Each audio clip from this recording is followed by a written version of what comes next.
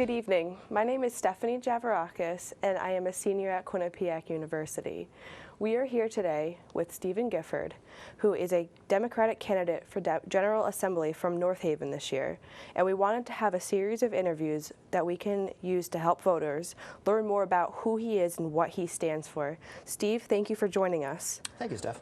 So, people in North Haven know you as a veteran, a parent, and for your small business.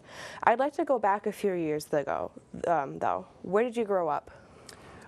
So I grew up outside of town. I grew up in upstate New York. My mother is a union librarian and also a storyteller. Oddly enough, it's a thing.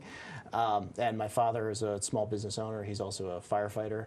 I have two younger sisters. Went to public school for 12 years and then ended up in Boston for college. And you went to Boston College. What college was that? I actually went to Northeastern in Boston, and it was a poli-sci major there. Yeah, Northeastern's an interesting place to go to school. They have a practical learning program where you work in your major and you and study at the same time. So you end up doing a whole lot of practical things. I ended up working in a variety of different places, and then much more importantly, joined Army ROTC and met my wife there. You did join the Army in college? Yes. So for officer training in the Army, it's almost like a minor, where you take classes I literally got college credit for map reading. You take classes in military topics, you take classes in military leadership. In the summers, you get to go do Army stuff. So I actually went to paratrooper school and did some training at Fort Lewis and Fort Leonard Wood in Missouri. And then at the end of that, you get commissioned as an Army officer. What year did you join the Army? So I was commissioned in 2001. And what exactly did you do when you were commissioned in 2001? So I was commissioned as a tank officer, and this was actually pre-9/11. So I entered the Army in June of 2001.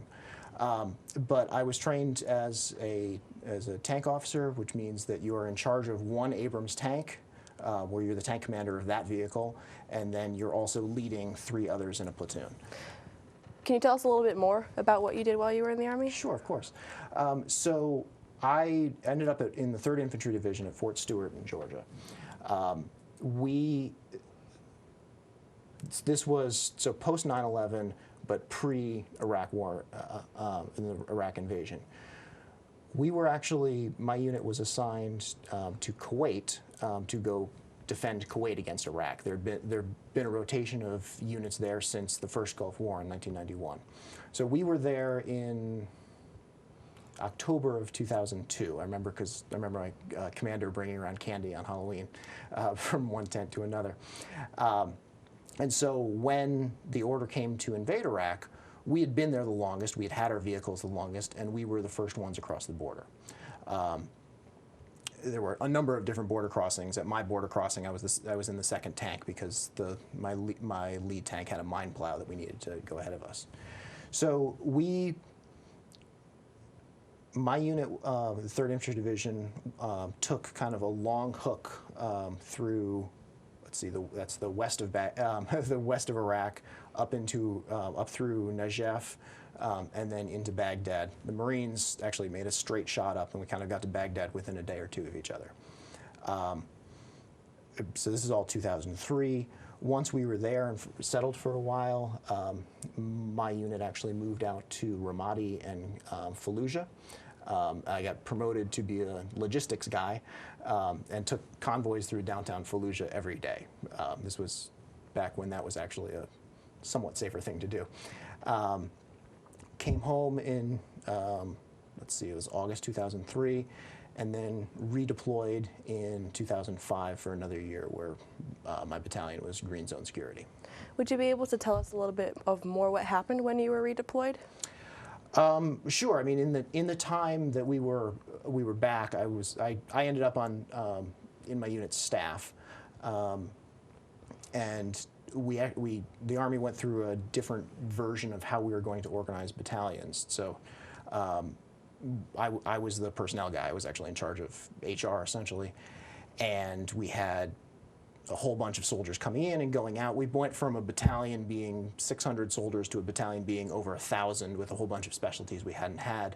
But it meant that when we redeployed, we had a whole lot of new skill sets and things that we could do that we were never able to before. How was it being in Iraq after what happened in 2001?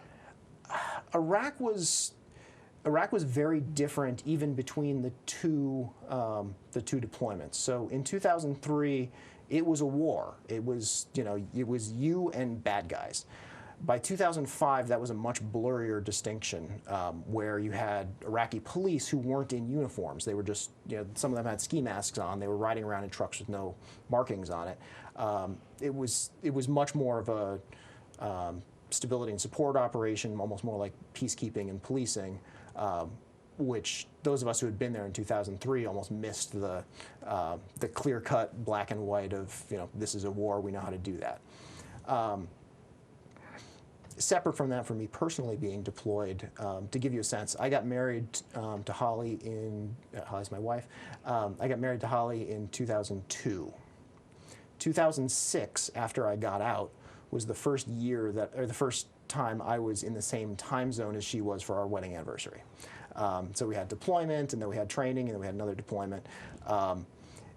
That was a lot of my reason for ultimately getting out. I'd never really been planning on making the military a career, and it was just, my unit redeployed the year after I got out, and 2 years after that, and 2 years after that, and then we actually got disbanded. But it was my friends who have stayed in who actually. It's funny, you start feeling old on things. My friends who had been lieutenants with me, I have two of them have just now, this month, pinned on lieutenant colonel, which is very strange to me because that's a much bigger job than we had had. What was your position when you left the Army in 2006? So I got out of the Army as a captain. I was commissioned as a second lieutenant, got promoted to first lieutenant in Kuwait, and got promoted to captain just before we deployed the second time. How would you rate your overall experience of being in the Army? Was it an enriching one? That's an interesting question, and I ask myself that. It was.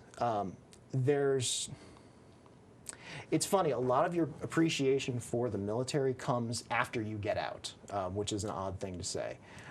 While you're in, you're focused on being away from your family and the fact that you're living in tents and it's really hot, and the fact that people are shooting at you. You kind of get tunnel vision on that.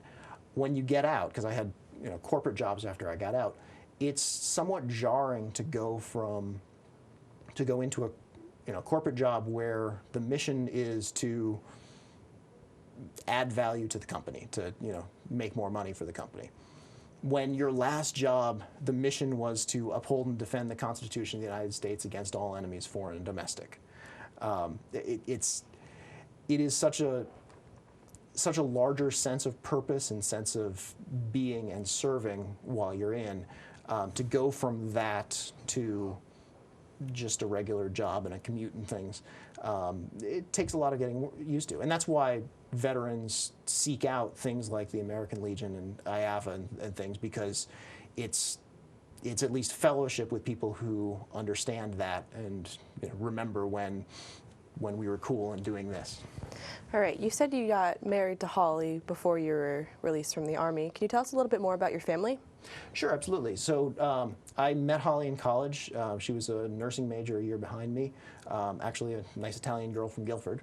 And so this is one of the odd things, or the difficult things about military spouses, especially so from when we crossed the border into Iraq, there was probably a month there where she and I didn't talk on the phone at all. There just physically weren't phones. I knew I was okay. And I figured she was probably okay because she was just home in Georgia. But she had no information at all. The Army sort of operates on a, well, no news is good news policy, and that's incredibly stressful.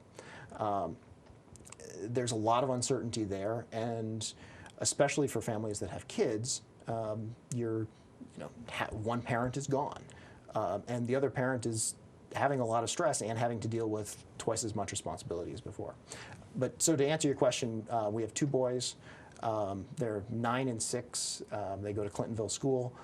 Both of them were born after I got out. In fact, Matthew's birthday is a year almost to the date of my of my discharge date.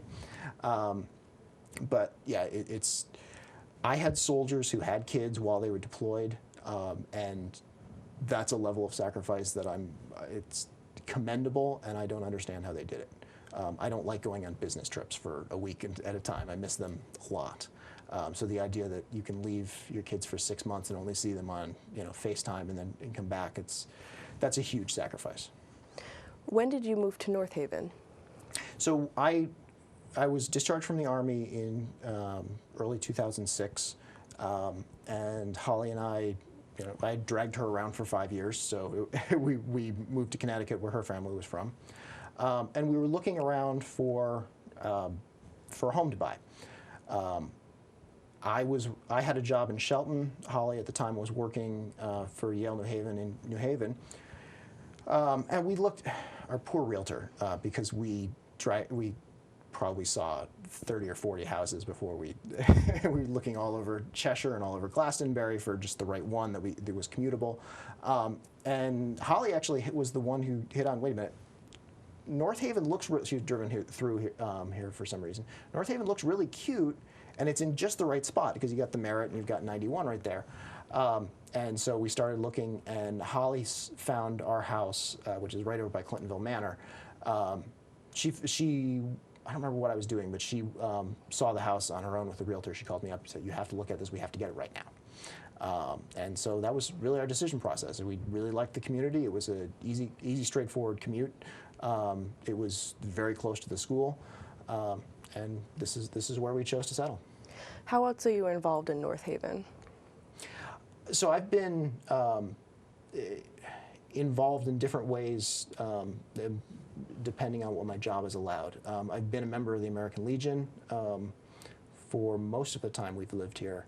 I've been active on the Democratic Town Committee. I'm actually the Town Committee Treasurer right now. I've been appointed to the North Haven Economic Development Commission, and I've just actually now joined the Rotary as well. What do you do for work now? So that's actually a big change for me, and one of the reasons that I've been looking at, had the flexibility to be involved in more things and look at the possibility of running for the legislature.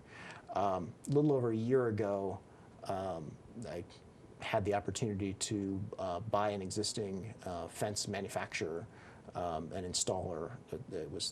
The company's been around for 145 years.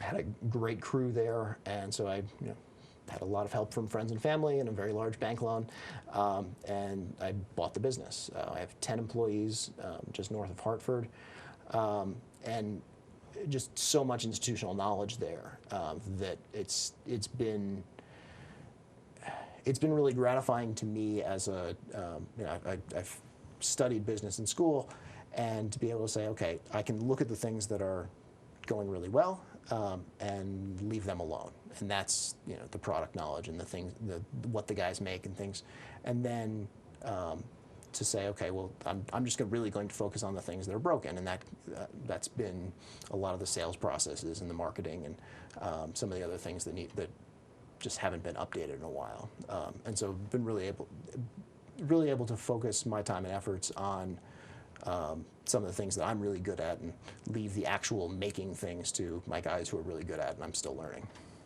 So a few weeks ago, I actually saw you cheering on your boys at a basketball game. How would you say you're involved with the town in the academic sort of way? So it's really directed by them as much as anything. The boys are they both had. In fact, Matthew's team went to the finals in I guess U9 basketball, but they are in sports every season of the year because otherwise they have way too much energy that needs to be burned. So they've been pretty consistent in basketball and soccer, and then that was basketball finished up a couple weeks ago, and now we're in lacrosse. So our yard is full of lacrosse balls. If they tried t-ball for a little while, they've tried hockey and skating for a little while, but these have been the ones that have sort of stuck for them. How have you enjoyed your experience in North Haven thus far? I wouldn't trade it for anything. It's a very welcoming community. It has great opportunities for the kids, and they really enjoy it here. I really enjoy it here. I've made a lot of friends here, and it's just the right mix of, it's in just the right spot where it's easy. It's easy to get to New Haven. It's easy to get to other places, but it's still got a very strong community feel to it. We've been very fortunate to have come here. Yeah. So you're a small business owner, you're a family man, and you're an Army veteran. Is there anybody else that you would like North Haven to know that you are? I think if this is one of the reasons that we did this, and I really appreciate you bringing me in for it, is just because because I didn't grow up here. I don't know nearly as many people. I know, the parents in 3rd grade and below in Clintonville, and I know a lot of the other parents from the sidelines of different sports and games. But one of the reasons we were doing this was just to basically introduce myself to people in North Haven.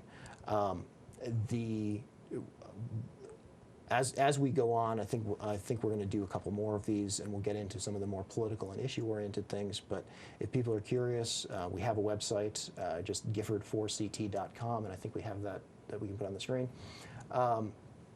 But this is an election year. It's a very important election year at both the federal level and at the local level. And so the more people know about the candidates who want to represent them, the earlier they know, the better. I know a lot of people watching this are probably asking, who is Steve Gifford? On top of this, how do you plan on letting yourself be known around the town of North Haven? I'm going to knock on a lot of doors. And really, in this day and age, that's the only way to do it. I've done that before I ran for town treasurer last year. You actually discover how many people don't have working doorbells. But no, we're going to be doing a lot of events as the months go on. We'll be doing a lot of these. We'll have some mailers. We'll have some receptions, meet the candidate events. But really, it's going to be going door to door, because that's when you have the opportunity not only to introduce yourself, but also hear what the issues are, what the concerns are, what people are worried about and going on in Hartford. Wonderful. Well, that's all the time we have for today. Thank you so much, Steve. But we'll be back here in these seats in a few weeks to talk about your candidacy for the General Assembly. Thank you so much for coming. Stephanie, thanks so much for having us. You're welcome.